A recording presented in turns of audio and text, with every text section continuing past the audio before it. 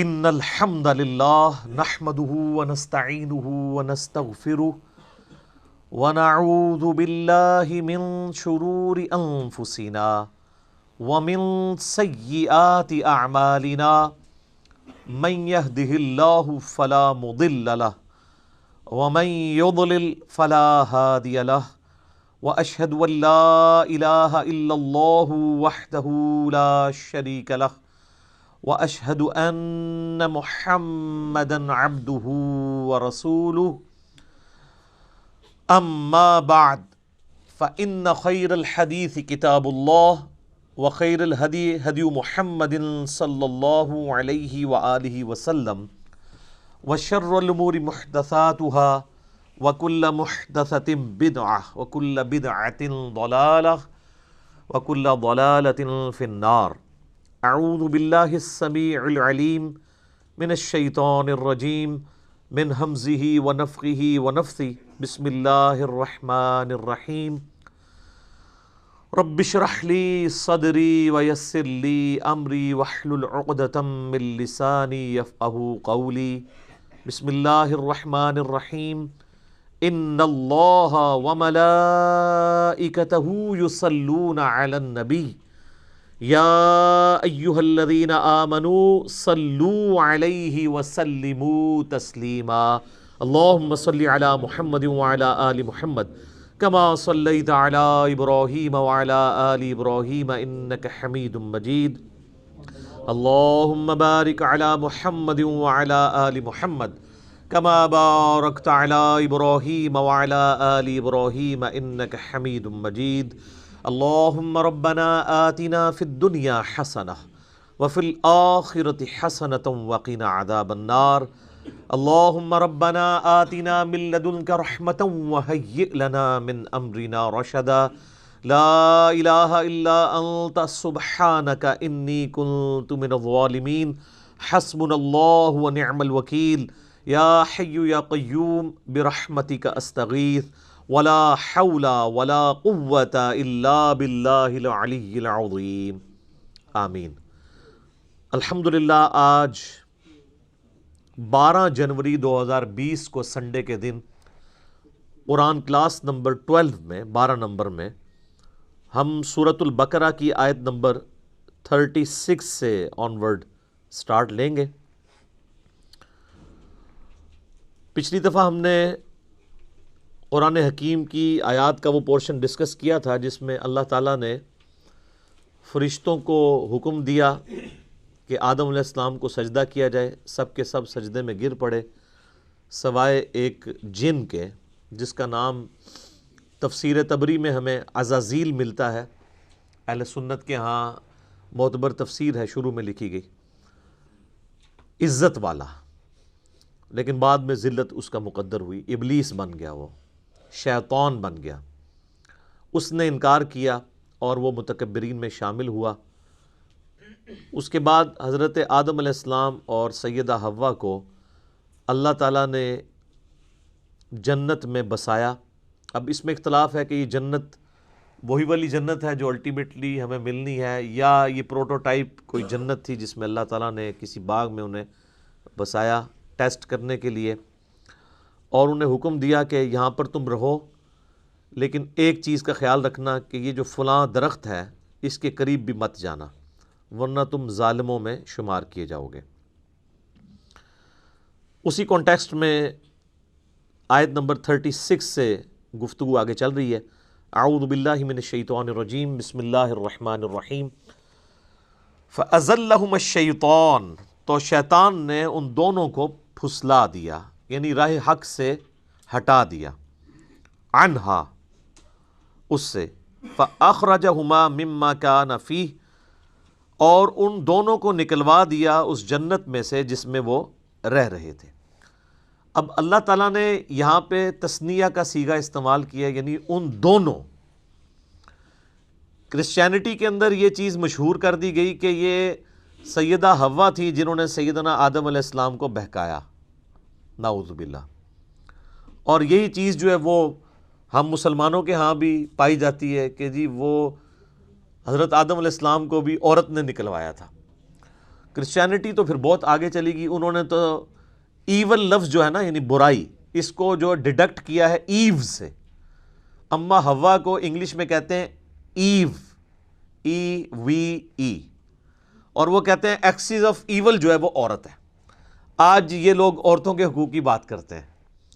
انہوں نے تو یعنی اپنا جو لفظ ہے ایول، برائی، اس کو ڈیڈکٹ کیا ہے سیدہ حوا کے نام سے، جبکہ اسلام کہتا ہے کہ یہ سب کچھ ٹیمپرڈ فارم میں کرسچینٹی کے اندر چیزیں آئی ہیں. اللہ تعالیٰ نے ان دونوں کی غلطیوں کا ذکر اکٹھا کیا ہے کہ ان دونوں کو شیطان نے بہکایا، ان دونوں کی غلطی تھی کہ وہ شیطان کے پیچھے لگے، یہ کسی ایک کی غلطی نہیں تھی کہ وہ کھاتے میں ڈال دی جائے. وَقُلْ اهْبِطُوا بَعْضُكُمْ لِبَعْضٍ عَدُوٌّ، تو ہم نے فرمایا اب اتر جاؤ، تم سب ایک دوسرے کے دشمن ہوگے، تم میں سے بعض کے. یعنی حکم تو ان دونوں کو ہوا اترنے کا، لیکن اللہ تعالیٰ تو ظاہر اپنے ڈیوائن علم سے دیکھ رہا تھا ان دونوں سے ہی میں کثیر تعداد میں مرد و عورت زمین پہ بساؤں گا، تو گویا کہ پوری انسانیت کو زمین پہ اتار دیا. وَلَكُمْ فِي الْأَرْضِ مُسْتَقَرٌّ وَمَتَاعٌ إِلَىٰ حِينٍ، اور زمین میں تمہارا ٹھکانہ ہوگا کچھ عرصے کے لیے، اور وہاں سے جو تم نے نفع حاصل کرنا ہے وہ کر لو. یعنی اللہ تعالیٰ ریسورسز بھی پرووائڈ کرے گا، لیکن دنیا کی زندگی تمہاری عارضی زندگی ہوگی، الٹیمیٹلی تمہیں لوٹ کے ہمارے پاس آنا ہے. اب جو حضرت آدم علیہ السلام نے غلطی کی اس کا ذکر آ رہا ہے کہ اس غلطی کی توبہ کیسے قبول ہوئی.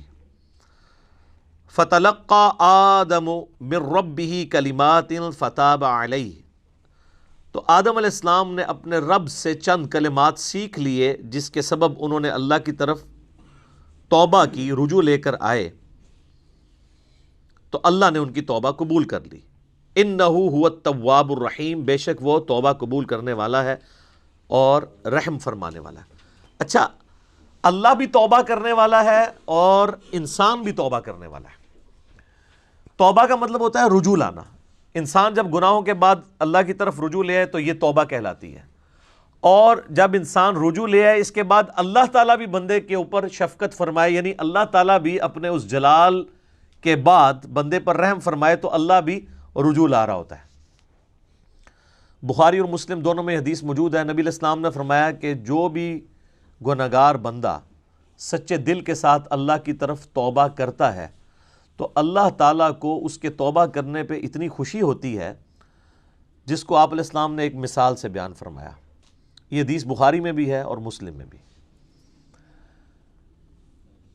کہ تم میں سے کوئی شخص اگر ریگستان کے سفر پر روانہ ہو اور اس کا سارا ساز و سامان اس کے اونٹ پہ لدا ہو، وہ کسی جگہ تھوڑی دیر کے لیے آرام کرے اور اس کا اونٹ وہاں سے غائب ہو جائے جب اس کی آنکھ لگے. اب اس کو سامنے اپنی موت نظر آئے، کیونکہ اونٹ کے اوپر ہی سامان لدا ہے، پانی بھی، کھانے پینے کا بھی. اونٹ نہیں ملتا تو آپ کو پتہ ہے کئی ہفتوں کا سفر ریگستان میں بغیر پانی کے تو نہیں کیا جا سکتا.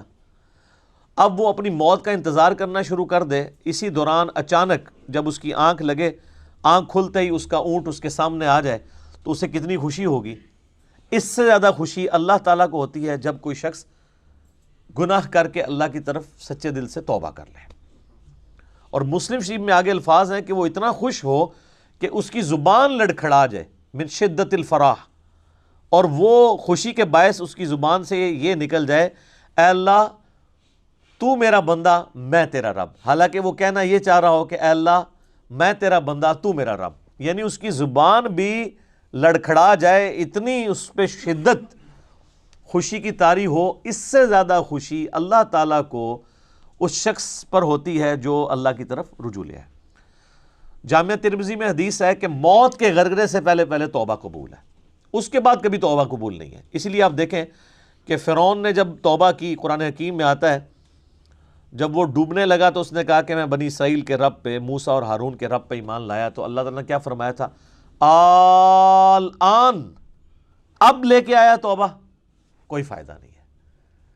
تو نزع کے عالم سے پہلے جو توبہ کر لے گا اس کی توبہ ایکسیپٹیبل ہے، ادروائز کوئی توبہ نہیں ہے. تو اللہ تعالیٰ تو مائل بکرم ہے. بخاری اور مسلم دونوں میں حدیث ہے کہ اللہ تعالیٰ نے مخلوقات کی پیدائش سے پہلے اپنے پاس عرش پہ یہ عبارت لکھ لی تھی کہ میری رحمت میرے غضب پہ بھاری رہے گی. اور یہ انسان کے پاس بہت بڑا ایسٹ ہے کہ اللہ کی رحمت اس کے غضب پر بھاری ہے. ادروائز یہ ایکول بھی ہوتی اور صفت عدل اللہ کی غالب ہوتی تو مارے گئے تھے. عدل کریں تے تھر تھر کمن اچیاں شانہ والے، فضل کریں تے بخشے جاون میں ورگے منہ کالے. واقعی اگر عدل پہ بات آ جائے تو کوئی نہیں. اور یہ قرآن حکیم میں کئی جگہ یہ مضمون آیا ہے. سورہ فاطر کے اینڈ پہ بھی آپ چلے جائیں، اللہ تعالیٰ فرماتا ہے کہ اگر اللہ تعالیٰ لوگوں کو ان کے گناہوں پہ پکڑنا شروع کر دیتا تو کوئی بھی مخلوق زندہ نہ رہتی روئے ارض کے اوپر. اگر یعنی اللہ تعالیٰ پکڑ شروع فرما دیتا تو یہ اللہ تعالیٰ ڈھیل دیتا ہے انسان کو کہ انسان اللہ کی طرف پلٹ آئے. بخاری اور مسلم دونوں میں حدیث ہے، نبی علیہ السلام نے فرمایا کہ حدیث قدسی ہے کہ جب میرا بندہ میری طرف ایک بالشت آتا ہے میں ایک ہاتھ اس کی طرف بڑھتا ہوں، وہ ایک ہاتھ بڑھتا ہے میں 2 ہاتھ اس کی طرف بڑھتا ہوں، ٹھیک ہے، 10 ہاتھ بڑھتا ہوں، وہ چل کے آتا ہے میں اس کی طرف دوڑ کے آتا ہوں. اور پھر آپ علیہ السلام فرمایا کہ اللہ تعالیٰ فرماتا ہے کہ میرا بندہ مجھے دل میں یاد کرے میں اسے دل میں یاد کرتا ہوں، وہ کسی مجلس میں یاد کرے میں اسے بہتر مجلس میں یاد کرتا ہوں. اور یہ حدیث اس بات کا ثبوت ہے کہ اللہ تبارک و تعالی انسان سے بڑھ کر اس پر رجوع فرمانے والا ہے. یعنی انسان ایک قدم بڑھتا ہے تو اللہ تعالیٰ 10 قدم اس کی طرف آتا ہے، بشرطے کہ وہ صدق دل سے اللہ کی طرف لوٹ آئے. یا ایھا الذین آمنوا توبوا الی اللہ توبۃ نصوحا، اے ایمان والو اللہ کی طرف ایسی توبہ کرو جو آگے کو نصیحت ہو جائے. یہ جو خالی کھلی توبہ ہے نا یا استغفار کی تسبیح پھیرنا، یہ اللہ تعالیٰ کو جو ہے وہ محبوب نہیں ہے جب تک کہ اندر سے انسان سچائی کے ساتھ اللہ کی طرف لوٹ رہا ہے. پورے قرآن حکیم میں کوئی ایک آیت بھی ایسی نہیں ہے جس میں اللہ تعالیٰ نے یہ فرمایا ہو کہ جتنی مرضی بغاوت کر لو اور اس کے بعد باغی رہو تو میں تمہیں معاف کر دوں گا. ہمیشہ یہ ٹاپک آیا ہے کہ جو کوئی بغاوت کرتے ہیں اس کے بعد فوراً توبہ کر لیں اور پھر اپنی اصلاح بھی کر لیں، صرف توبہ نہیں، پھر اللہ تعالیٰ ان کو معاف کر دے گا. وہ تو پھر سورہ الفرقان کی آیت نمبر 70 میں ہے کہ اگر شرک سے بھی توبہ کر لے گا تو ہم اس کے گناہوں کو بھی نیکیوں سے بدل دیں گے. لیکن یہ جو آج کل دھوکہ دیا جا رہا ہے نا اللہ کی رحمت سے، اس میں میرا یوٹیوب پہ ایک کلپ بھی ہے، اللہ کی رحمت سے دھوکہ. اور لوگ کہتے ہیں اللہ تعالیٰ بڑا معاف فرمانے والا ہے. کس کو معاف فرمانے والا ہے؟ اس کو جو رجوع لے آئے. بغاوت کرنے والے کے لیے وہ ڈٹا رہے، اس کے لیے کوئی توبہ نہیں، اور رجوع لانے کے بعد اپنی اصلاح بھی کرے، اپنے آپ کو سدھار بھی لے. اچھا یہاں پہ جو الفاظ ہے فَتَلَقَّى آدَمُ مِن رَبِّهِ كَلِمَاتٍ فَتَابَ عَلَيْهِ، کہ آدم علیہ السلام نے چند کلمات اللہ تعالیٰ سے سیکھ لیے جس کی وجہ سے اللہ نے ان کی توبہ قبول کی. سورۃ البقرہ میں یہ کلمات نہیں آئے. اس کی وجہ یہ ہے کہ قصہ آدم اور ابلیس اس سے پہلے 6 مختلف جگہوں پر بیان ہو چکا ہے، لیکن مصحف کی ترتیب میں وہ جگہیں بعد میں آئیں گی. لیکن قرآن کے نزول کے اعتبار سے چونکہ یہ چیز ہو چکی بھی تھی، یہ تو مدنی صورت ہے، نبی علیہ السلام کے اعلان بعثت کی آلموسٹ سمجھ لے 15 سال کے بعد نازل ہوئی ہے، اور اس سے پہلے 2/3 مکی قرآن نازل ہو چکا تھا. اس میں وہ پوری ڈیٹیل موجود ہے سورۃ الاعراف کے اندر کہ وہ کلمات کیا تھے. ربنا ظلمنا انفسنا وان لم تغفر لنا وترحمنا لنکونن من الخاسرین، اے رب ہمارے ہم نے اپنی جانوں پر ظلم کیا اور اگر تو نے ہم پر رحم نہ فرمایا اور ہمیں معاف نہ کیا تو ہم خسارہ پانے والوں میں سے ہو جائیں گے. قصہ آدم اور ابلیس قرآن حکیم میں 7 مقامات پر آیا ہے. اس میں آخری مقام یہ ہے جو سورۃ البقرہ میں ہم پڑھ رہے ہیں، لیکن مصحف کی ترتیب میں یہ پہلا مقام ہے. یہ سارے مقامات پہ جو سکیٹرڈ فارم میں شیطان کی اور اللہ تعالیٰ کی گفتگو ہوئی، حضرت آدم علیہ السلام کا اور اللہ کا جو معاملہ ہوا، اس کو میں نے ایک لیکچر کے اندر کور کیا ہے، مسئلہ نمبر 79، اللہ، انسان اور شیطان. یہ میرا ٹائٹل ہے اس لیکچر کا، مسئلہ نمبر 79. اس میں نے ساری جگہ سے ٹکڑے اٹھائے کہ یہ والا پورشن اتنے حصے میں ہے، یہ دوسری صورت میں بیان ہوا. جس طرح اب یہاں پہ وہ کلمات نہیں ہیں. البتہ ایک کمزور درجے کی روایت ہے المستدرک للحاکم کے اندر کہ حضرت آدم علیہ السلام نے اللہ تعالیٰ کے حضور نبی صلی اللہ علیہ وآلہ وسلم کا وسیلہ پیش کیا، جس کی وجہ سے اللہ تعالیٰ نے ان کی مغفرت کی۔ پھر اللہ تعالیٰ نے ان سے پوچھا کہ تمہیں محمد صلی اللہ علیہ وآلہ وسلم کا علم کیسے ہوا؟ تو انہوں نے کہا کہ میں نے جو ہے وہ جب تو نے مجھے پیدا کیا تو میں نے تیرے عرش پہ تیرے نام کے ساتھ سیدنا محمد رسول اللہ صلی اللہ علیہ وآلہ وسلم کا مبارک نام دیکھا تھا، تو مجھے اسی وقت پتہ چل گیا کہ یہ ہستی تیرے حضور عزت والی ہیں۔ اب یہ حدیث تو حاکم کے اندر موجود ہے، لیکن انتہائی کمزور درجے کی روایت ہے۔ یہ امام ذہبی نے تو بلکہ اسے آلموسٹ لکھا ہے کہ یہ گھڑی ہوئی روایت ہے، اور انجیل برناباس جو پبلک کے اندر ایک مشہور ہے نا، اس میں بھی اس قسم کی ایک روایت لکھی ہوئی ہے۔ تو وہ تو ظاہر ہے کہ کرسچن آن بھی نہیں کرتے، میں نے اس کے اوپر کئی دفعہ بولا ہے کہ وہ کوئی اتھینٹک نہیں ہے۔ مسلمان اس کو اس لیے پیش کر دیتے ہیں کہ جی اس میں ظاہر ہے وہ میرے خیال میں تو کسی مسلمان نے بیٹھ کے لکھی ہے وہ، کیونکہ اس میں انہوں نے جو اسلوب اڈاپٹ کیا ہے وہ اللہ کی کتاب نہیں لگتی۔ اللہ کی کتاب کا تو ایک مزاج ہوتا ہے نا، اللہ کی کتاب کا مزاج جو ہے وہ توحید کے اراؤنڈ سینٹرڈ ہوتا ہے، جبکہ آپ انجیل برناباس پڑھیں گے تو وہ آپ کو لگے گا کوئی نعتیہ کوئی کتاب ہے، تو وہ تو اس کا اسلوب ہی بتا رہا ہے، تو اس لیے ہم تو اس کو آن نہیں کرتے۔ بہرحال میرا یوٹیوب پہ کلپ لاکھوں لوگوں نے دیکھا ہے۔ کیا یہ کائنات نبی علیہ السلام کے لیے بنائی گئی؟ کیونکہ اسی حاکم کی ایک روایت میں آتا ہے کہ ہم اگر محمد کو پیدا نہ کرتے تو یہ ساری کائنات بھی پیدا نہ ہوتی۔ یہ بات اپنی اصل میں اس حد تک تو درست ہے کہ پوری کی پوری کائنات انسان کے لیے پیدا ہوئی ہے، کسی ایک انسان کے لیے نہیں، انسانیت ایز اے ہول کے لیے، جو پچھلی دفعہ ہماری آیات بھی گزر چکی ہیں کہ ہم نے جو کچھ زمین میں ہے تمہارے لیے پیدا کیا۔ باقی اس کو اس طریقے سے بیان کرنا قرآن حکیم میں یہ بیٹھتا بھی نہیں۔ اس کی وجہ یہ ہے کہ قرآن حکیم میں 7 دفعہ یہ واقعہ بیان ہوا ہے۔ جو چیز پوری انسانیت کی ہدایت کا سبب بننے والی تھی کہ ہمارا اوریجن آدم علیہ السلام ہے، 7 دفعہ ایک واقعہ قرآن میں مختلف انداز سے آیا ہے۔ کسی ایک جگہ تو آ جاتا کہ نبی علیہ السلام کا وسیلہ پیش کیا گیا تھا۔ یہاں پہ بھی کلمات ہیں، وہ کہتے ہیں نہیں کلمات سے مراد وہ ہیں، بھئی وہ کلمات بھی قرآن کے اندر آ گئے ہیں سورۃ الاعراف میں، اور قرآن کی سب سے بیسٹ تفسیر وہی ہوتی ہے جو قرآن کے اندر موجود ہو۔ تو جب قرآن خود بتا رہا ہے کہ کن کلمات کے ساتھ توبہ کی تھی، ربنا ظلمنا انفسنا وان لم تغفر لنا وترحمنا لنکونن من الخاسرین، وہ کہتا ہے نہیں یہ بھی پڑھا تھا، نال ہے بھی پڑھا سی، اوئی وقنا عذاب القبر وقنا عذاب الحشر، کتنے لکھے ہے؟ وہ کہتے نہیں قرآن میں تو لکھا ہوا ہے ربنا آتینا فی الدنیا حسنہ وفی الآخرۃ حسنۃ وقنا عذاب النار، اور وقنا عذاب القبر وقنا عذاب الحشر تو لوگ خود نہیں لگایا ہوا نا لوگوں نے۔ تو اس کو پھر انہوں نے ایک مسئلہ بنا لیا، ایک ضد کا، پھر کہتے ہیں کہ جی یہ آپ گستاخی کرتے ہیں جب آپ اس طرح کی روایتوں کو نہیں مانتے۔ روایتیں نبی علیہ السلام سے ثابت ہوں گی تو مانی جائیں گی نا، ان کی سند صحیح ہوگی تو مانی جائیں گی نا، گستاخی والی کون سی بات ہے؟ یہ تو اسی طریقے سے ہے کہ اگر ہم عیسائیوں سے یہ کہیں کہ حضرت عیسیٰ علیہ السلام اللہ کے بیٹے نہیں ہیں، اور سورۃ المائدہ کی وہ آیت پڑھ دیں، آیت نمبر 75 نمبر آیت، کہ عیسیٰ اور ان کی ماں تو کھانے کے محتاج تھے، ایسے لوگ تمہارے مشکل کشا کیسے ہو سکتے ہیں جو روٹی کھانے کے محتاج ہوں؟ تو وہ عیسائی تو یہ سمجھے گا حضرت عیسیٰ کی توہین ہو گئی ہے۔ اس سے بھی بڑھ کے سورۃ المائدہ کی آیت نمبر 17 ہے کہ اگر اللہ اس چیز کا ارادہ کرے کہ عیسیٰ کو، اس کی ماں کو، اور جتنے لوگ ہیں زمین میں ان کو موت دے دے تو اللہ کا کوئی کیا بگاڑ لے گا؟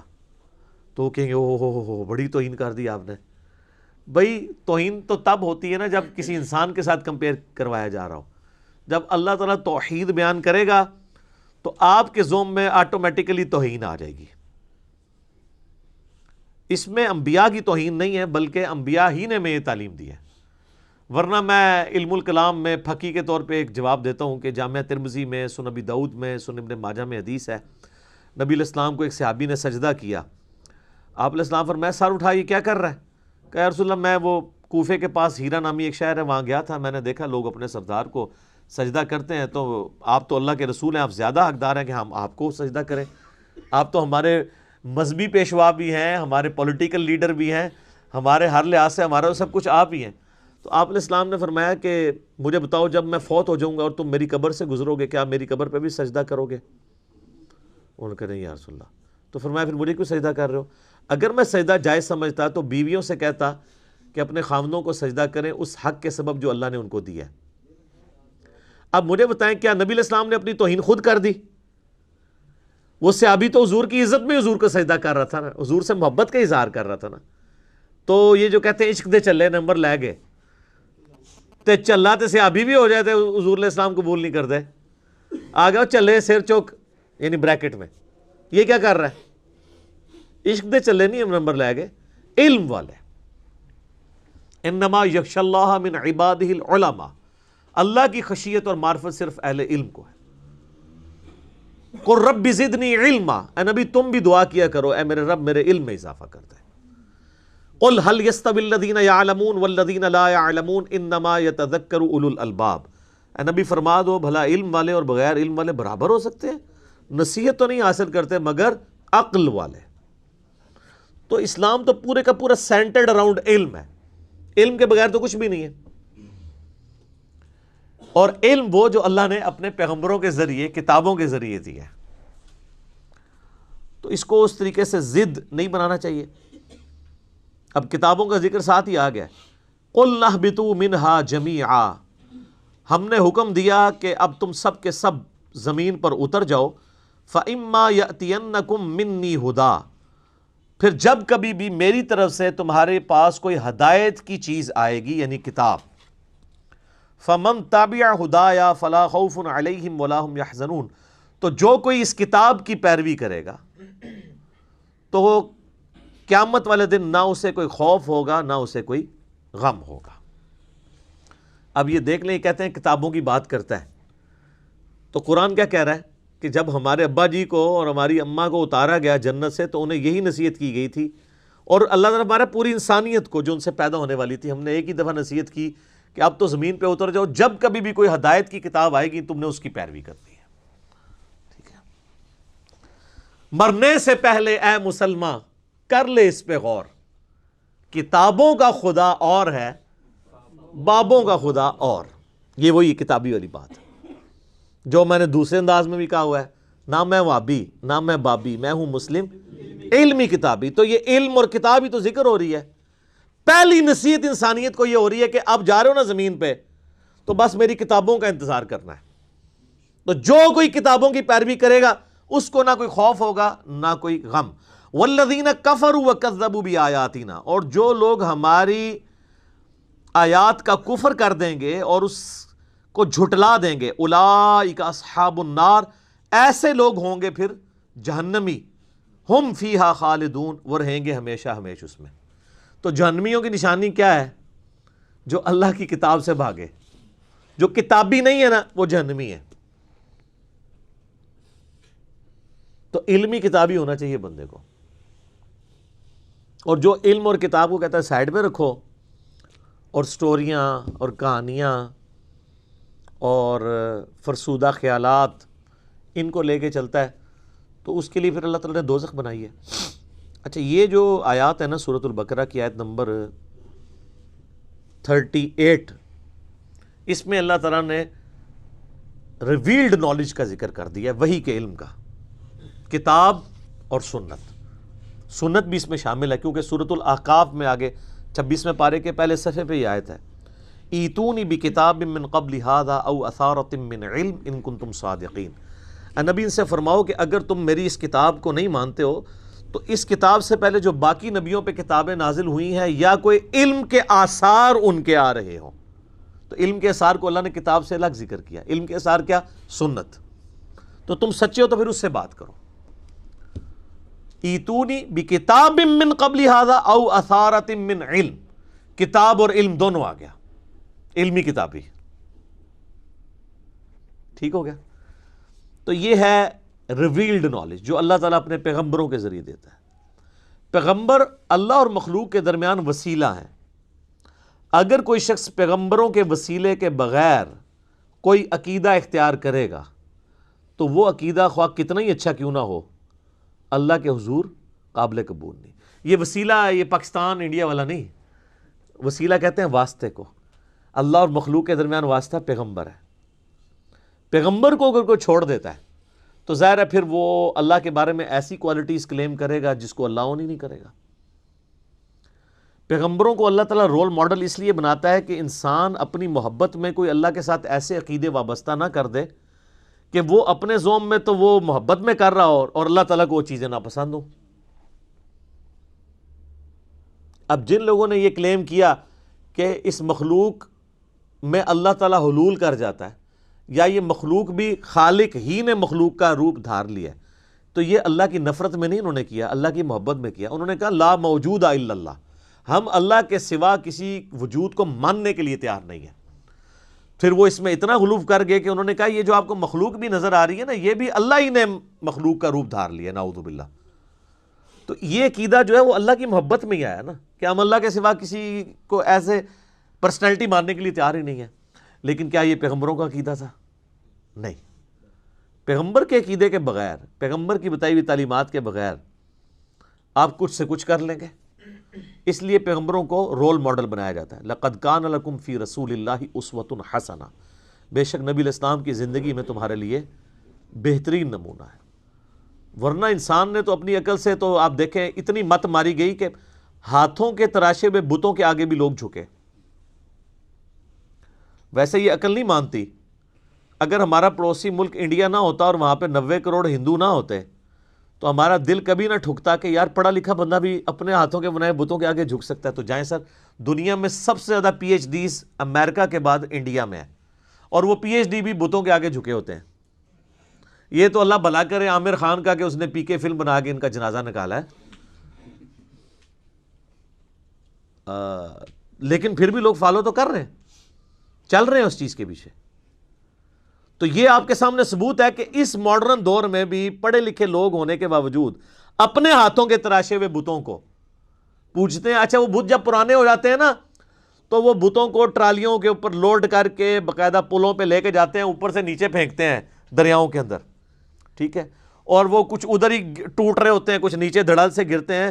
پھر بھی ان کو عقل نہیں آتی ہے کہ یار جو آپ کا معبود جس نے آپ جو بنایا ہوا ہے وہ پرانا ہو گیا، آپ اس کو پھر نیا گھڑ رہے ہیں. تو اب پھر انہوں نے خیر اس کے لیے اور پلی لیے. ویسے کتابیں تو ہندوؤں کی سپورٹ نہیں کرتی ہیں. As far as books are concerned دنیا میں کوئی بھی مذہب ایسا نہیں ہے جس کی کتابیں شرک کی طرف مائل ہوں. ہندوؤں کی بھی جو کتابیں ہیں نا، ویدیں جو ان کی مین جو کتابیں ہیں یا اپنیشدس ہیں، آپ ان کو بھی پڑھیں تو اس میں بھی ون گاڈ کا کنسیپٹ ملے گا. اور وہ یہ کہیں گے ہم یہ جو اسٹیچو بناتے ہیں نا یہ صرف دھیان کے لیے بناتے ہیں، بھگوان تو ایک ہی ہے. اور ان سے پوچھیں یہ کہتے ہیں نہیں یہ بھگوان نہیں ہے، ہم ایک دھیان کے لیے اس کا اسٹیچو بناتے ہیں. یہ بھی غلط ہے. لیکن ان کی ویدوں میں یہ بات لکھی ہوئی ہے کہ اس خدا کا نہ کوئی اسٹیچو بنایا جا سکتا ہے، نہ کوئی بت بنایا جا سکتا ہے، نہ کوئی تصویر بنائی جا سکتی ہے. تو کتابوں تو وہ بھی نہیں چل رہے ہیں.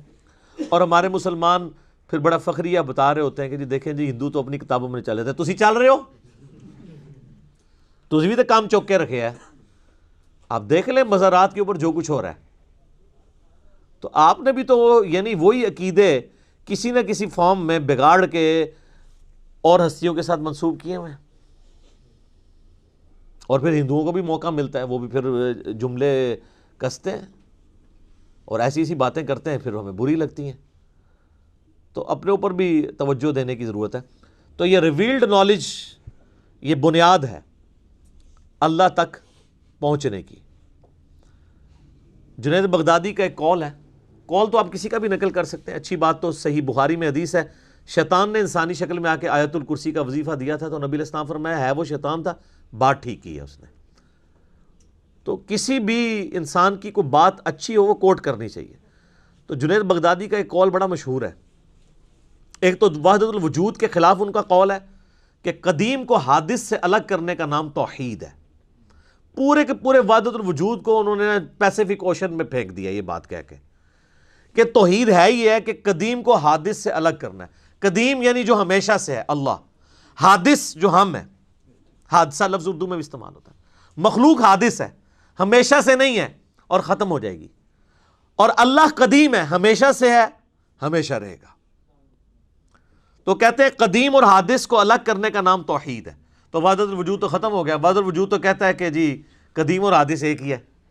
اور دوسرا جنید بغدادی کا ایک قول بہت زبردست ہے، وہ فرماتے ہیں کہ حواس کی تکمیل عقل سے ہوتی ہے، یعنی جو ہمارے حواس خمسہ ہیں نا، ان کے اوپر جو سمجھ لیں سپرویژن کر رہی ہے چیز وہ ہماری عقل ہے. اگر یہ عقل نہ ہو تو یہ حواس خمسہ ہمارے کام ہی نہ کریں. آپ دیکھ لیں کئی پاگل لوگ ہیں، مطلب وہ کس طرح عجیب و غریب حرکتیں کرتے ہیں چونکہ عقل نہیں کام کر رہی ہوتی. عقل کو استعمال اگر کوئی شخص کر لے تو وہ اپنے ان حواس کو کنٹرول کر سکتا ہے. تو ان حواس کی تکمیل عقل سے ہوتی ہے اور عقل کی تکمیل وحی سے ہوتی ہے، کیونکہ عقل تو صرف فزیکل فینامنا آف نیچر کے علم کے ساتھ ڈیل کرتا ہے، جو فزیکل ورلڈ ہے. The knowledge obtained through observations and experiments, science کا علم. سائنس فرشتوں کو ڈیٹیکٹ نہیں کر سکتی، عذاب قبر نہیں ڈیٹیکٹ کر سکتی، جنت نہیں دیکھ سکتی، جہنم نہیں دیکھ سکتی، اس لیے کہ وہ اس فزیکل ورلڈ کی چیزیں نہیں ہیں. اللہ نے لمیٹیشن کر دی ہے. جس طرح ہمارے کانوں کی لمیٹیشن ہے، ایک خاص فریکوینسی سے اوپر بھی آواز ہم نہیں سن سکتے، اس سے نیچے بھی نہیں سن سکتے. ہمارے سونگنے کی حس جو ہے وہ بہت کم ہے، کتے کی بہت زیادہ ہے.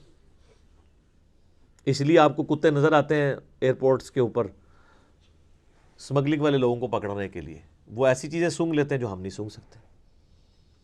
ہاتھیوں کی حساب دیکھ لیں، 40 کلومیٹر دور وہ زمین پہ پاؤں مار کے دوسرے ہاتھی کے ساتھ کمیونیکیشن کر لیتے ہیں. 40 کلومیٹر کوئی ولی نہیں کر سکتا، ہاتھی کر لیتے ہیں. چڑیا دیکھیں اڑ لیتی ہے، کوئی بزرگ نہیں اڑ سکتا ہے تو کوئی اڑ کے دسے. چڑیوں تو ہم روزانہ اڑتے ہوئے دیکھتے ہیں. اور آپ دیکھیں کہ انسانوں کے بنائے ہوئے ڈرونز یا جہازوں کو اڑنے کے لیے، لینڈ کرنے کے لیے رن وے چاہیے، اور چڑیا کو آپ دیکھیں کوئی رن وے نہیں چاہیے. ادھر سے اس تار سے اڑے گی اور ڈائریکٹ دوسرے تار پہ اترے گی، کوئی اس کو بھاگنا نہیں پڑتا، کوئی اس کو پلین جگہ نہیں چاہیے. کتنی پروفیشن کے ساتھ مخلوقات اللہ نے بنائی ہیں. تو یہ فزیکل ورلڈ کے ساتھ جو علم تعلق رکھتا ہے یہ سائنس کا علم ہے. سائنس کا علم بھی ڈیفینیٹ ہے، جو اسٹیبلش سائنس ہو ہم اس کو مانتے ہیں. مثلا پٹرول آگ کو بھڑکا دیتا ہے، پانی آگ کو ٹھنڈا کر دیتا ہے، سورج مشرق سے نکلتا ہے مغرب میں غروب ہوتا ہے. یہ فزیکل ورلڈ سے تعلق رکھتی چیزیں. یہ تو حضرت ابراہیم علیہ السلام نے سورۃ البقرہ میں اللہ تعالیٰ کے ایک ہونے پہ دلیل دی تھی نمرود کو کہ میرا رب وہ ہے جو مشرق سے سورج نکالتا ہے. تو اگر رب بننے کا دعویٰ کر رہا ہے نا تو مغرب سے نکال کے بتا. تو ہکا بکا رہ گیا تھا. فزیکل ورلڈ کی چیزیں بھی اللہ ہی کا علم ہے، کیونکہ کتابیں اللہ کا قول ہیں اور یہ کائنات اللہ کا فعل ہے. قول اور فعل میں تضاد نہیں ہو سکتا. ٹھیک ہے، تو وہ جو علم ہے نا، جو ایکوائرڈ نالج ہے سائنس کا علم، اس کا ذکر بھی اسی رکوع کے اندر سٹارٹ میں آ گیا تھا. کون سا؟ وَعَلَّمَ آدَمَ الْأَسْمَاءَ كُلَّهَا. آدم علیہ السلام کو ہم نے ہر چیز کا نام سکھا دیا تھا. پوٹینشلی اللہ تعالیٰ نے عقل ڈال دی تھی انسان کے دماغ میں. پوٹینشلی اگر میں آپ سے پوچھوں یہ آم کی گٹھلی کے اندر درخت ہے، تو اگر آپ تھوڑے عقل مند ہوئے تو آپ کہیں گے ہاں درخت ہے، اور اگر زیادہ عقل مند ہوئے تو آپ کہیں گے کروڑوں درخت ہیں اس کے اندر. کیونکہ جب اسے بوئیں گے ہزاروں آم لگیں گے، ہر آم کے اندر ایک گٹھلی ہوگی، وہ ہر ہزار جو ہے 1000 اور درخت. تو یہ تو ایک چین ریئیکشن شروع ہو جاتا ہے. تو یہ گٹھلی جو آپ کو بظاہر نظر آ رہی ہے یا بیج نظر آ رہا ہے، آم کی گٹھلی اس کا بیج ہی ہوتی ہے. اس کے اندر پورا پوٹینشیل وہ ڈیٹا موجود ہے. انسانی عقل میں بھی اللہ نے وہ ڈیٹا ڈالا تھا جو صدیوں کے ساتھ گزرنے کے ساتھ ساتھ آہستہ آہستہ، جس طرح آم کا درخت 8 سال میں ایک پورا پیڑ بنتا ہے نا، اسی ایک گٹھلی میں سے انسانی عقل بھی 10,000 سال کی اس تاریخ میں کرتے کرتے آپ دیکھیں کس عروج پہ پہنچ چکی ہے کہ عقلیں دنگ ہیں کہ انسان نے کیا کر لیا. بلکہ آج سے 100 سال پہلے کا انسان اگر زندہ ہو جائے تو وہ تو پاگل ہو جائے، اور آج کے ہر بندے کوئی بزرگ ماننے کے لیے تیار ہو جائے. ٹھیک ہے، یہ دیکھیں نا ہم نے CCTV کیمرہ لگائے ہوئے ہیں. کوئی بندہ نیچے بھی دور بھی ہو تو میں اس کے کپڑوں کا رنگ بھی بتا سکتا ہوں اور اس کا سارا کچھ بتا سکتا ہوں. تو یہ پرانے زمانے میں اگر کیمرے ہوں کسی کو پتہ نہ ہو تو میں یہ بھی بتا سکتا ہوں کہ 15 دن پہلے کتنے بجے یہاں سے کوئی گزرا تھا کیمرے سے. کہیں گے یہ بزرگ دیکھو کتنے پہنچے نے. تو یہ سارا فزیکل ورلڈ سے تعلق رکھتا ہے علم. اس علم نے بھی کتنی ترقی کر لی ہے. تو اس چوتھے رکوع کے اندر اللہ تعالیٰ نے 2 علوم کا ذکر کیا ہے. سٹارٹ میں ذکر کیا ہے علم الاسماء کا، اور جس کے اوپر آج کل وہ جناب ناموں کا علم اور پتہ نہیں وہ نام بھی وہ حساب لگا کے رکھتے ہیں اور پتہ نہیں کیا کچھ کرتے ہیں، وہ یہ چیز نہیں تھی، پوٹینشلی عقل کی بات ہوئی، اور اینڈ پہ جا کے علم وحی کا ذکر آیا کہ علم وحی کو لے کے چلنا ہے۔ بس یہی دو علوم ہیں جن کو قرآن مانتا ہے۔ اور 10 کمانڈمنٹس جو آئیں گی نا سورہ بنی اسرائیل کی آیت نمبر 36 میں 9th کمانڈ ہے، وَلَا تَقْفُ مَا لَيْسَ لَكَ بِهِ عِلْم، اے انسان کسی چیز کی پیروی اس وقت تک مت کرنا جب تک کہ اس کے بارے میں تمہیں علم نہ آ جائے۔ إِنَّ السَّمْعَ وَالْبَصَرَ وَالْفُؤَادَ كُلُّ أُولَٰئِكَ كَانَ عَنْهُ مَسْئُولًا، بے شک کان، آنکھیں اور عقل اس کے بارے میں تم سے پوچھا جائے گا تم نے اس کو استعمال کیوں نہیں کیا۔ تو اللہ تعالیٰ نے یہ چیز پوچھنی ہے مرنے سے پہلے۔ اے مسلمان کر لے اس پہ غور، کتابوں کا خدا اور ہے، بابوں کا خدا اور۔ یہ اللہ نے پوچھنی ہے بات کہ تو نے مرنے سے پہلے علم حاصل کیا تھا، یا تیرا ماننا یہی تھا کہ کالی بلی رستہ کاٹ دے تو نحوست ہے، گھر کی منڈیر پہ کوا بیٹھے تو مہمان آنے کی دلیل ہے، جوتی پہ جوتی چڑھ جائے تو سفر لکھا ہوا ہے، یہ تو مانتا تھا؟ اور گائے نے ایک سینگ کے اوپر زمین اٹھائی ہوئی ہے، دوسرے پہ اٹھاتی ہے تو زلزلہ آ جاتا ہے۔ ہسدے پہ نسارے تہاڈا بھی ذکر ہے، اور اے بزرگاں نے جناب وہ سمندر روکے ہے، تے فلانے بزرگ نے جڑا انڈیا دے بم پھاڑ لے سن پل دے ہوتے، اے بھی ہے نا سرکار۔ ہوں تو نئے ورژن بھی دے ہیں نا اویلیبل، باقی چیزوں پہ ہم خوش ہوتے ہیں، ہندو کہندے نے، تسی بھی جو کچھ کہندے ہو نا ہندو بھی ہسدے نے تہاڈے ہوتے۔ آپ بھی تو کہتے ہیں نا فلاں بزرگ نے جو ہے سمندر روک لیا ہے۔ یہ لادہ بات ہے کہ وہ بزرگ جب زندہ ہوتے ہیں ان کا پیشاب بند ہوتا ہے تو وہ آغا خان ہی لے کے جانا پڑتا ہے انہیں۔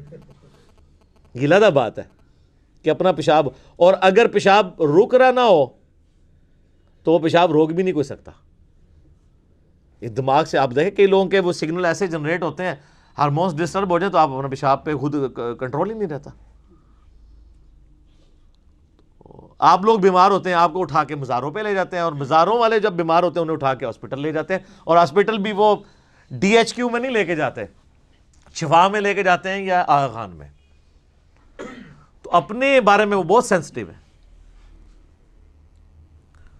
تو یہ دو علوم ہیں، ریویلڈ نالج اور ایکوائرڈ نالج، جن کو اسلام مانتا ہے، اسی کے اوپر ساری بنیاد ہے۔ اب میرے بھائیوں مسلسل 9 رکوع اگلے، سابقہ امت مسلمہ بنی اسرائیل، ان پہ اللہ تعالیٰ نے فرد جرم عائد کی ہے۔ انتہائی سوز و گداز ہے جی ان 9 رکوعوں کے اندر۔ اللہ تعالیٰ نے ایک قوم سے اتنا پیار کیا، 3 کتابیں ان میں بھیجیں، تورات، زبور، انجیل، سینکڑوں صحائف بھیجے، ہزاروں پیغمبر بھیجے، لیکن جب انہوں نے انبیاء کی تعلیمات سے روگردانی کی تو اللہ کے عذاب کا کوڑا ان پہ پڑا۔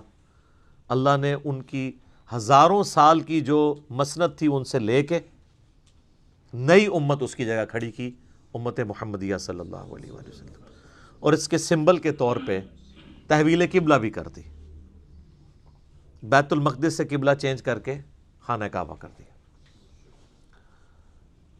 اس کے اندر اللہ کی طرف سے پیغام ہے، اور مصحف میں اس کا شروع میں ہونے میں اشارہ ہے کہ مسلمان کسی زوم میں نہ رہیں کہ وہ بڑی لاڈلی امت ہے۔ تم سے پہلے بھی لاڈلی امتیں گزری ہیں، لیکن جب وہ نبیوں کی تعلیمات کو، کتابوں کو پس پش ڈال دیتی ہیں تو پھر اللہ تعالیٰ کے عذاب کا کوڑا ان پہ برستا ہے، تم پہ بھی برسے گا۔ اور آپ دیکھیں گے اللہ تعالیٰ ان کی کئی ایک غلطیاں اس میں گنوائے گا، اور ہر غلطی کے گنوانے کے بعد ایک یونیورسل ٹروتھ آئے گا۔ ویسے تو بڑے بڑے 7 یونیورسل ٹروتھ اس میں آئیں گے، لیکن اگر آپ باریکیوں میں دیکھیں تو یہ 12-13 کے قریب یونیورسل ٹروتھس آئیں گے کہ جو یوں کرتا ہے اللہ کا اس کے بارے میں فیصلہ یہ ہے، چاہے وہ جو بھی ہے۔ یہ نہیں ہے کہ عام بندے نے ٹریفک سگنل توڑا ہے تو اس پہ سزا ہوگی، اور ٹریفک والا جو خود پولیس کا آفیسر ہے وہ توڑے گا تو اسے سزا نہیں دی جائے گی۔ نہیں، اللہ تعالیٰ نے ایک ہی رول رکھا ہوا ہے، جسے فٹ اسے گفٹ۔ اور بنی اسرائیل کی پوری ہسٹری جو ہے نا ان 9 رکوعوں میں ان کی ہسٹری کے واقعات کو کور کیا ہے، لیکن اجمالاً کیا ہے۔ کچھ واقعات ایسے ہیں جن کی ڈیٹیلز اس میں نہیں ہے، وہ آگے چل کے سورۃ الاعراف میں آ جائے گی، سورۃ القصص کے اندر آ جائے گی، سورہ طٰہٰ کے اندر آ جائے گی۔ لیکن چونکہ یہ یہودیوں کو ایڈریس کیا جا رہا تھا، یہودیوں کو اجمالاً یہ باتیں پتہ تھی، ٹھیک ہے۔ جس طرح ہم ایز اے پاکستانی نیشن ہمیں کئی ایک چیزیں پتہ ہیں، اگر ہم اشارتاً بات کریں کہ جی وہ کارگل کی جنگ، تو اب وہ بتانے کی ضرورت نہیں ہے کب ہوئی تھی، اس میں کیا ہوا، پتہ ہے 65 کی جنگ، 71 کی جنگ. اس طریقے سے بنی اسرائیل کی ہسٹری میں بھی ان کو ایک چیزیں پتہ تھی، یا مسلمانوں کی ہسٹری میں غزوہ بدر، احد، اس کی ڈیٹیلز نہ بھی ہو، صرف ان کے نام بھی ذکر ہوں تو وہ ایک پورا نقشہ مسلمانوں کے ذہن میں آ جاتا ہے. چونکہ یہودیوں کو ایڈریس کیا جا رہا تھا پلس عیسائیوں کو بھی، چونکہ دونوں بنی اسرائیل تھے، سابقہ امت مسلمہ تھی، اس لیے اشارت ان کے واقعات کا ذکر کیا کہ بھی تم نے یہ کیا، یہ کیا، یہ کیا، اس کے اگینسٹ پھر ہمیں یہ کرنا پڑا. تم ہماری لاڈلی امت تھے، تمہیں ہم نے سارے جہان والوں پہ فضیلت بخشی تھی. یہ 2 دفعہ آیت ریپیٹ ہوگی کہ بنی اسرائیل کو ہم نے تمام جہان والوں پہ اپنے زمانے میں فضیلت بخشی تھی، لیکن جب وہ نبیوں کا راستہ انہوں نے چھوڑ دیا، کتابوں کو چھوڑ دیا اور بابی ہو گئے کتابی کی بجائے، اپنے علماء کے پیچھے لگ گئے، تو پھر ہم نے انہیں معزول کر دیا. اور صرف معزول نہیں کیا، ضربت علیہم الذلہ والمسکنہ، ہم نے ان پہ ذلت، مسکنت اور اللہ کی طرف سے غضب ان کے پر مسلط ہو گیا. بنی اسرائیل کون ہے؟ اسرائیل ہبرو لینگویج میں، عبرانی زبان میں کہتے ہیں اللہ کا بندہ. یہ ایل کا لفظ جو ہے نا اللہ کے لیے استعمال ہوتا ہے. اسرائیل، جبرائیل، میکائیل، اسرافیل اور تہاڈا یار عزازیل، شیطان کا نام عزازیل ہے، وہ بھی اللہ دا بندہ ہی سی، عزت والا. اچھا، تو یہ ہبرو لینگویج میں استعمال ہوتا ہے. اسرائیل جو ہے یہ لقب تھا سیدنا یعقوب بن اسحاق بن ابراہیم علیہم السلام اجمعین. حضرت ابراہیم علیہ السلام کے 2 بیٹے تھے نا، سیدنا اسماعیل علیہ السلام اور سیدنا اسحاق. حضرت اسحاق علیہ السلام کی اولاد میں پھر بنی اسرائیل ہوئے، کیونکہ ان کا بیٹا تھا یعقوب. یعقوب کا لقب تھا اسرائیل، اللہ کا بندہ. اور اس کا ذکر آپ کو سورہ آل عمران کے اندر مل جاتا ہے، پارہ نمبر جو 3 ہے نا. یہ کئی لوگ پوچھ بھی رہے ہوتے ہیں کہ جی یہ، کیونکہ ایسا بھی فتنہ اٹھا ہے کہ لوگ یہ کہہ رہے ہیں جی بنی اسرائیل جو ہے نا وہ اسرائیل، تو حضرت یعقوب کا نام کہیں وارد نہیں ہوا. تو قرآن کے اندر اللہ تعالیٰ نے حضرت یعقوب علیہ السلام کا نام ذکر کیا ہے، پارہ نمبر 4 کے سٹارٹ میں ہی ہے، آیت نمبر 93 ہے سورہ آل عمران کی. کل الطعام کان حلا لبنی اسرائیل الا ما حرم اسرائیل. ہر طرح کا حلال کھانا جو تھا وہ، یعنی جو اچھا جو صاف کھانا ہے وہ بنی اسرائیل کے لیے حلال ہی تھا پہلے، سوائے اس کے کہ جو اسرائیل نے اپنے اوپر خود حرام کر دیا تھا، علی نفسی. یعنی اسرائیل کون؟ یعنی کسی انڈیویجول کا ذکر ہو رہا ہے، حضرت یعقوب علیہ السلام. پوری انسانیت کو پتہ ہے کہ ان کا یہ لقب تھا. اچھا، یعقوب علیہ السلام کے پھر 12 بیٹے تھے. ہر بیٹے سے آگے جو نسل چلی وہ ان کی وہ بنو اسرائیل یا بنی اسرائیل، یعنی یہ بنو یا بنی کا لفظ استعمال ہوتا ہے اولاد کے لیے، بیٹوں کے لیے. تو 12 بیٹے اور وہ آگے 12 قبیلے ان کے چلے، وہ سارے بنی اسرائیل کہلاتے ہیں. یہ بنی اسرائیل جو تھے مدینہ شریف میں آباد تھے یہودی، تو ظاہر ہے کہ وہ اللہ تعالیٰ تو ان سے یہ ایکسپیکٹ کر رہا تھا کہ تمہاری کتابوں میں نبی علیہ السلام کی پروفیسیز موجود ہیں، تو تمہیں تو سب سے پہلے ہی قرآن و حدیث کو مان لینا چاہیے. جو ہمارا گلہ شکوہ ہمارے علماء کے ساتھ بھی رہتا ہے کہ یار علماء تو قرآن و حدیث کے نام پہ اپنی عزتیں ویل کر رہے ہیں. اب جب ہم علماء کو بتاتے ہیں قرآن حدیث میں یہ لکھا ہوا ہے، تو وہ آگے سے ہمیں جو ہے وہ لتوں پہ آ جاندے نے. ایسا تو نہیں ہونا چاہیے. لیکن یہ کچھ دنیاوی ٹیچر نہیں کرتے، یعنی دنیاوی کوئی میتھمیٹیشین ہے، میتھمیٹکس کا ٹیچر ہے، وہ اپنے اسٹوڈنٹس کو اگر کوئی کتاب ریکمینڈ کرتا ہے نا، اور وہ خود کوئی فارمولہ غلط لکھ دیتا ہے اور اس کا اسٹوڈنٹ کہتا ہے سر یہ آپ کتاب میں تو یہ نہیں لکھا ہوا، تو وہ سوری کہہ کے فوراً مٹا کے صحیح کر لیتا ہے. لیکن مولوی نہ بھول جاؤ کہ انہوں تسی کہو کہ سر بخاری مسلم میں تو نماز کا طریقہ یہ لکھا ہوا ہے، قرآن میں تو لکھا ہے ایاک نستعین، اور آپ تو بابوں کو پکارتے ہیں، تو کہ ہاں جی بڑی مہربانی آپ نے ہمیں بتا دیا. ایجے کوئی اس طرح تھا من دسنا حالے تک تو نہیں دریافت ہوا امت. تو یہ دنیاوی ٹیچرز کا ہی حوصلہ ہے کہ وہ اپنی غلطی کتابوں کی بنیاد پہ مان لیتے ہیں، علماء نہیں مانتے. تو یہ علماء کیسے مانے؟ ان کے جو بزرگ علماء تھے، یعنی علماء یہود، ہاں کیٹیگری تو وہی ہے نا سر، یہ یعنی علماء ایک کیٹیگری تو ہے نا، جیسے ڈاکٹری کی فیلڈ ایک کیٹیگرائزیشن میں تو آپ کہیں گے نا میڈیکل کی فیلڈ ہے، چاہے وہ ڈاکٹر اب مسلمان ہے کافر ہے تو ایک چیز کو تو مان رہا ہے نا، ایک اس طریقے سے انجینئر ایک اس لائن کو تو لے کے چل رہا ہے، اس طرح علماء کی بھی ایک لائن ہے، علماء یہود ان کے اندر وہی خرابیاں تھیں جو آج ہمارے علماء کے اندر پائی جاتی ہیں، اور اس میں آپ دیکھیں گے کہ اللہ تعالیٰ کا غصہ سب سے زیادہ ہے ہی علماء کے اوپر ہے، بنی اسرائیل کے، کہ یہ لوگوں کو ورگلا رہے ہیں۔ یہ آپ کو گفتگو کے اسلوب سے پتہ چل جائے گا کہ اللہ تعالیٰ فرماتا ہے کہ بھئی تم سب سے پہلے کافر بن گئے ہو، تمہاری کتابوں میں تو نبی علیہ السلام کی پروفیسیز موجود تھی کہ پیغمبر آخر الزمان صلی اللہ علیہ وآلہ وسلم نے آنا ہے، بجائے اس کے کہ تم اس کو قبول کرتے تم الٹا سب سے پہلے دشمن اس نبی کے بن گئے ہو اور لوگوں کو بھی دین پہ آنے سے روک رہے ہو۔ تم سے تو میں یہ ایکسپیکٹ نہیں تھا، تم تو ماننے والے تھے۔ جس طرح اہل حدیث سے کہتے ہیں یار تم تو بخاری مسلم کی بات کرتے تھے، آج اگر آل امیہ کے خلاف ہم بخاری مسلم سے حدیثیں لے کے آئے ہیں تو تم نے ائمہ شیعہ کیوں شروع کر دی ہے؟ دیکھ لینا ہے نا وہ چیز، تو یہاں آپ کو وہ چیز نظر آئے گی۔ یا بنی اسرائیل، اے اسرائیل علیہ السلام، یعقوب علیہ السلام کی اولاد، اے ان کے بچوں، اے اولاد یعقوب، اذکروا نعمتی التی انعمت علیکم، یہ میں نے چونکہ وقف کیا تھا اس لیے اذکروا اسے پڑھا ہے، ورنہ ساتھ ملاتا تو اسرائیل اذکروا پڑھا جاتا۔ اس نعمت کو یاد کرو جو ہم نے تم پہ کی تھی۔ اوفوا بعہدی اوفی بعہدکم، تم اپنا عہد پورا کرو جو تم نے میرے ساتھ کیا تھا، میں اپنا عہد پورا کروں گا جو میں نے تم سے کیا تھا۔ وَإِيَّايَ فَارْهَبُونَ، اور صرف مجھ سے ہی ڈرو۔ کسی اور کا ڈر کیوں لگا ہوا ہے جس کی وجہ سے تم عہد پورا نہیں کر رہے؟ وہ ڈر کیا تھا؟ اپنی چودراہٹ چھین جانے کا۔ کون سا عہد تھا جس کا اللہ نے سٹارٹ کیا ہے بنی اسرائیل؟ اس عہد کو پورا کرو جو تم نے مجھ سے کیا تھا، میں بھی اپنا عہد پورا کروں گا۔ کیا عہد تھا؟ عہد یہ تھا کہ اللہ تعالیٰ نے ہر پیغمبر سے یہ عہد لیا ہے کہ وہ آنے والے پیغمبر کے بارے میں اپنی امت کو بتائے اور یہ چیز پکی کر کے جائے کہ جب وہ پیغمبر آئے تو اس کے اوپر ایمان لے کے، جو سورہ آل عمران میں موجود ہے۔ اللہ تعالیٰ نے انبیاء کی ارواح سے بھی عہد لیا تھا، تورات کے اندر موجود تھا کہ بنی اسماعیل میں سے آخری پیغمبر آئیں گے، موسیٰ علیہ السلام کے بھائیوں میں سے۔ ڈیوٹرانومی چیپٹر میں قرآن کے تعارفی لیکچرز میں بتا چکا ہوں ڈیٹیل کے ساتھ۔ آج بھی کتاب الاستثناء چیپٹر آپ ڈیوٹرانومی نکالیں، تورات میں 18 نمبر باب کی 18 نمبر آیت ہے، اے موسیٰ میں تیرے ان بھائیوں میں سے یعنی بنو اسماعیل میں سے تیری مانند ایک رسول اٹھاؤں گا، اور یعنی تیری مانند ہوگا۔ وہ میں نے ساری ریزیمنس بتائی ہیں۔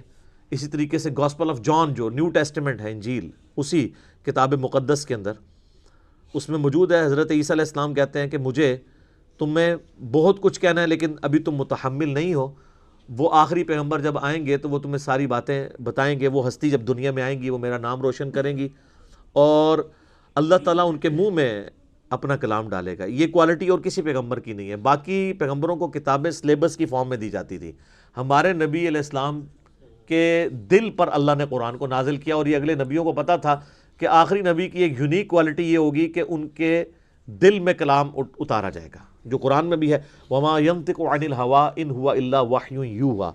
نبی علیہ السلام اپنی خواہش نفس سے کچھ نہیں کہتے بلکہ وہ وہی کہتے ہیں جو اللہ تعالیٰ ان کو وہی کرتا ہے۔ تو اللہ تعالیٰ ہمارا ہے کہ جو تم نے عہد کیا تھا، وہ آگے چل کے سورۃ البقرہ میں 89 نمبر آیت آئے گی کہ نبی علیہ السلام جب دنیا میں تشریف نہیں لائے ہوئے تھے، اس وقت یہودی جب مار کھاتے تھے اوس اور خزرج سے، جو مشرکین عرب کے قبائل تھے، تو ان کو یہ دھمکی لگایا کرتے تھے کہ آج تو تم ہمیں مارتے ہو، جب وہ آخری نبی آئیں گے ہم ان کے ساتھ مل کے تمہارے خلاف جنگ کریں گے، پھر پوری دنیا میں ہمارا ڈنکا ہوگا۔ تو یہ عہد ان کو پتا تھا کہ اللہ نے یہ عہد کیا ہے کہ آخری نبی کے ذریعے رومن اور پرشین امپائر کو اکھاڑ کے اللہ تعالیٰ پوری دنیا پہ اسلام کا غلبہ کرے گا۔ لیکن جب وہ آخری پیغمبر آئے تو وہی یہودی منکر ہو گئے، اور وہ اوس اور خزرج جن کو یہ دھمکی لگایا کرتے تھے انہوں نے اسلام قبول کر لیا۔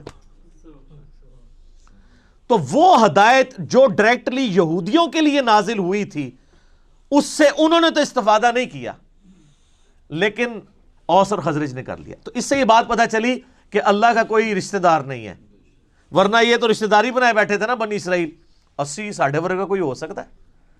اللہ نے اٹھا کے پرے پھینکا۔ اور امی جاہل لوگ جن کو امی کہا جاتا تھا، اوس اور خزرج، ان کو اللہ نے دنیا کا امام بنا دیا کتابوں کو ماننے کی وجہ سے۔ یہ بابوں کو مانتے رہ گئے، اپنے علماء یہود کو، یہودی علماء نے کہا نا، آگے آپ کو پتہ چلے گا وہ کس طریقے سے مخالفت کرتے تھے نبی علیہ السلام کی۔ یہ تو اب 3-4 سپارے چلنے ہی اس کے اوپر ہیں، کیا کیا سازشیں کرتے تھے۔ تو اسی لیے میں کہتا ہوں مولوی اتنی پیڑی شیو ہے کہ نبی بھی موجود ہو، مولوی کے ورگلانے کے اوپر عوام الناس نبی کی بات نہیں سنتی، مولوی کی بات کے پیچھے لگ جاتی ہے۔ تو سر آج اگر مولوی کی بات کے پیچھے لوگ لگے ہوئے ہیں اور کتاب و سنت کو نہیں مان رہے تو کوئی زیادہ پریشانی کی بات نہیں ہے۔ علماء یہود کے پیچھے لگ کے 10 یہودی بھی نہیں تھے جو ایمان لائے اور نبی علیہ السلام کی مبارک زندگی میں۔ اور قرآن حکیم کا کتنا اچھا خاصا حصہ یہودیوں کو ایڈریس کرتا ہے۔ آیات تو نازل ہوئی لیکن فائدہ ان کو کوئی نہیں ہوا۔ فائدہ کس کو ہو گیا؟ دوسروں کو، جنہوں نے ان کتابوں کو مان لیا، ان باتوں کو مان لیا، تعلیمات کو مان لیا۔ تو اللہ کی کسی کے ساتھ کوئی رشتہ داری نہیں ہے۔ جو کتابوں کو، پیغمبروں کو مان لے وہ اللہ کا سگا ہے، اور جو نہ مانے چاہے وہ پیغمبروں کی اولاد بھی ہے۔ یہ بنی اسرائیل کون تھے؟ حضرت یعقوب علیہ السلام، حضرت ابراہیم علیہ السلام کی اولاد تھے، اللہ نے کوئی پرواہ نہیں کی۔ تو خونی رشتہ کوئی کام نہیں آیا جب انبیاء کی تعلیمات کو چھوڑ دیا، چاہے بنو اسرائیل ہوں یا آج بنو اسماعیل ہوں۔ یہ ہمارے جو سید لوگ کہلواتے ہیں یہ بنو اسماعیل ہے نا، ان کے اندر بھی کافی کیڑا گھسا ہوا ہوتا ہے، اور ہمیں کہہ رہے ہوتے ہیں امتی، ایک امتی آیا سی، امتیاں دی یہ گل ہے۔ ہم ان کے امتی تو نہیں ہیں، امتی تو نبی علیہ السلام کے ہیں، حالانکہ خود بھی امتی ہیں۔ تو ان کے دماغ میں بھی کیڑا آیا ہوتا ہے، تو ان کو یہ بات بتائیں کہ آپ کی نسبت آپ کو کام نہیں آئے گی اگر آپ نے نبی صلی اللہ علیہ وآلہ وسلم کی تعلیمات کی پیروی نہ کی۔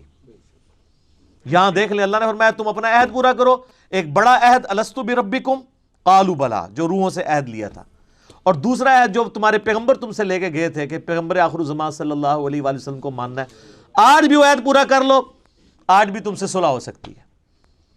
وَآمِنُوا بِمَا أَنزَلْتُ مُصَدِّقًا لِمَا مَعَكُمْ، اور ایمان لاؤ اس کتاب کے اوپر جو نازل ہوئی ہے اس حال میں کہ تمہارے پاس جو پہلے سے کتابیں موجود ہیں وہ ان کی بھی تصدیق کرتی ہے۔ یہ کتاب یہ نہیں کہتی کہ تمہاری کتابیں غلط ہیں، یہ تو ایسی کتاب ہے جو تمہاری کتابوں کو صحیح مان رہی ہے۔ یا تو کہہ رہی ہو وہ کتابیں نہیں ہیں، پھر تمہیں ریلیکٹنٹ ہو جاؤ تم۔ یہ تو کہہ رہی ہے تورات بھی اللہ کی کتاب ہے، انجیل بھی، تو یہ کتاب تو تمہاری کتابوں کی تصدیق کر رہی ہے۔ کس اعتبار سے؟ ایک اس اعتبار سے کہ ان کتابوں کو اللہ کی کتاب مان رہی ہے، اور اس اعتبار سے بھی تصدیق کر رہی ہے کہ ان کتابوں میں موجود تھا کہ ایک آخری پیغمبر آئیں گے، ان پہ کتاب نازل ہوگی۔ تو قرآن پریکٹیکلی اس کتابوں کی تصدیق ہے، کیونکہ ان کتابوں میں جو پیش گوئی تھی وہ پوری کس طرح ہوئی؟ قرآن کے آنے سے۔ تو گویا قرآن نے آ کے ان کتابوں کو سچا ثابت کر دیا کہ اس میں لکھا ہوا ہے کہ آخری پیغمبر آئیں گے، لو آ گئے ہیں۔ اس میں لکھا ہے ان پہ کتاب نازل ہوگی، لوگ نازل ہوگی۔ دو اعتبار سے تصدیق کر رہی ہے، ایک تو یہ ان کتابوں کو صحیح بھی کہہ رہی ہے، اور ان کتابوں کی سٹیٹمنٹ کی پریکٹیکل نشانی بن کے یہ کتاب آ گئی ہے۔ وَلَا تَكُونُوا أَوَّلَ كَافِرٍ بِهِ، اور سب سے پہلے تم تو کافر نہ بنو اس کتاب کے، تم تو منکر نہ بنو، تمہیں تو پتہ ہے۔ وَلَا تَشْتَرُوا بِآيَاتِي ثَمَنًا قَلِيلًا، اور میری آیات کو چند ٹکوں کے عوض بیچو تو مت۔ دنیا کے نفع کی خاطر تم پیغمبر کا انکار کر رہے ہو، تمہاری چودراہٹ ختم، ظاہر ہے وہ نذرانے لے رہے تھے، ان کی ساری چیزیں وابستہ تھیں، جب نبی کے آگے جھک جاتے تو سب سٹیٹس ختم۔ آج بھی اگر علماء کتاب و سنت کو مانے تو وہ اپنے فرقے کی مسجد میں سروائیو نہیں کر سکتے، کوئی ایک بات ان کے خلاف نہیں وہ کر سکتے۔ تو پہلے بھی ایسا تھا۔ تو اللہ فرما رہا ہے تم تو پہلے کافر نہ بنو اور چند ٹکوں کے عوض دین نہ بیچو، وَإِيَّايَ فَاتَّقُونَ، اور صرف مجھی سے ڈرو۔ یعنی بار بار اللہ تعالیٰ دیکھیں ڈرنے کا ذکر کر رہا ہے کہ اگر تمہیں واقعی اللہ کا خوف ہے نا کہ مرنے کے بعد اللہ کے حضور پیشی ہونی ہے، تو پھر تم یہ ایمان قبول کر لیتے۔ تو اس سے کیا پتہ چلی کہ جو علماء نہ ڈر ہو جاتے ہیں، بے فکرے ہو جاتے ہیں اللہ تعالیٰ کے معاملات میں، ان کو کبھی بھی ہدایت نہیں ملتی، نیور۔ جس کی مثال یہ ہے کہ نبی علیہ السلام کے مبارک زمانے میں ان کو ہدایت نہیں ملی۔ وَلَا تَلْبِسُوا الْحَقَّ بِالْبَاطِلِ، اور حق کو باطل کے ساتھ مت ملاؤ، وَتَكْتُمُوا الْحَقَّ، اور حق کو مت چھپاؤ، وَأَنْتُمْ تَعْلَمُونَ، اور تم جانتے تو ہو کہ یہ حق ہے. جانتے بوجھتے ہوئے حق اور باطل کو مکس نہ کرو. گڑبڑ کر یہ کنفیوز کر دیتے ہیں. آج بھی آپ علماء دیکھیں، آپ کوئی بات لے کے جائیں نا، وہ اور ہی کوئی بات کر دیتے ہیں. آپ ان کو بتائیں جی بخاری میں لکھا ہے کہ رفع دین سے نماز پڑھو، اور جی بخاری میں تو لکھا ہے کھڑے ہو کے پیشاب بھی کر سکتے ہیں. یہ کیا کر رہے ہوتے ہیں؟ کوئی اور بات کو اس کا مکس کر کے اس معاملے کو ڈائلیوٹ کرنے کی کوشش کر دیتے ہیں. تو سر بالکل مرد کھڑے ہو کے پیشاب کر سکتا ہے، یہ تو اللہ نے بہت بڑی سہولت دی ہے مسلمانوں کو. ہم کا بھی انکاری ہے، لیکن چونکہ انہوں نے پٹی پڑھائی ہوئی ہے پبلک کو، جیسے کہا کہ جو وہ بت رکھ کے آتے تھے اس لیے رفع دین ہوتا ہے. اب ہم کہتے ہیں کہاں لکھا ہوا ہے، تو کہتے ہیں ہم نے تو نہیں یہ کہا، یہ لیے ہمارے پہ ویسے الزام لگاتا ہے. تو سر یہ پوری کی پوری عوام جو ہے، اس کو کس نے یہ پٹی پڑھائی ہوئی تھی؟ آپ نہیں پڑھائی ہوئی تھی. آج آپ منکر ہی ہو گئے خود ہی. تو یہ ان آیات کے اوپر میں انشاءاللہ اگلی دفعہ گفتگو کروں گا، اور یہ آج کا قرآن میں آپ کے سامنے رکھوں گا. یہ قرآن پرانا نہیں ہے، بالکل وہی پکچر آپ کو آج کے علماء میں نظر آئے گی، وہی خرابیاں آج کے علماء میں نظر آئیں گی.